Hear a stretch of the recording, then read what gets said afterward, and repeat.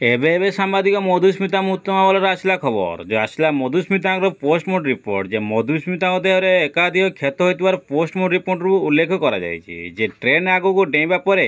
ଘୋଷାଡ଼ ହୋଇ କିଛି ସମୟ ବଞ୍ଚିଥିଲେ ହେଲେ ଏକାଧିକ କ୍ଷତ ଯୋଗୁଁ ମଧୁସ୍ମିତାଙ୍କର ମୃତ୍ୟୁ ହୋଇଛି ବୋଲି ରିପୋର୍ଟରୁ ଉଲ୍ଲେଖ କରାଯାଇଛି ଯେ ରାଜଧାନୀରେ ସାମ୍ବାଦିକ ମଧୁସ୍ମିତା ପୀଡ଼ିତାଙ୍କ ଆତ୍ମହତ୍ୟା ଖବର ବିଷୟ ଚର୍ଚ୍ଚାରେ ପାଲଟିଛି ଯେ ବୁଧବାର ଅପରାହ୍ନରେ ଟ୍ରେନ୍ ସମ୍ମୁଖକୁ ଡେଇଁ ଆତ୍ମହତ୍ୟା କରିବା ପୂର୍ବରୁ ସେ ମାଆଙ୍କୁ ମଧ୍ୟ ଭେଟିଥିଲେ।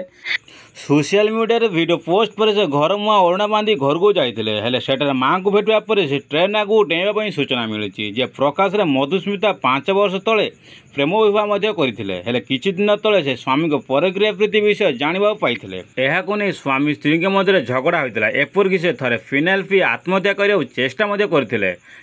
डाक्तरखाना जावापर सुस्थ अवस्था घर को फेरी कि द्वितीय थर लगी से आत्महत्या करने मनस्थ करने और चरम निष्पत्ति नेबा कहुई पुलिस घटना तदंत करापर अभियुक्त स्वामी को गिरफ कर।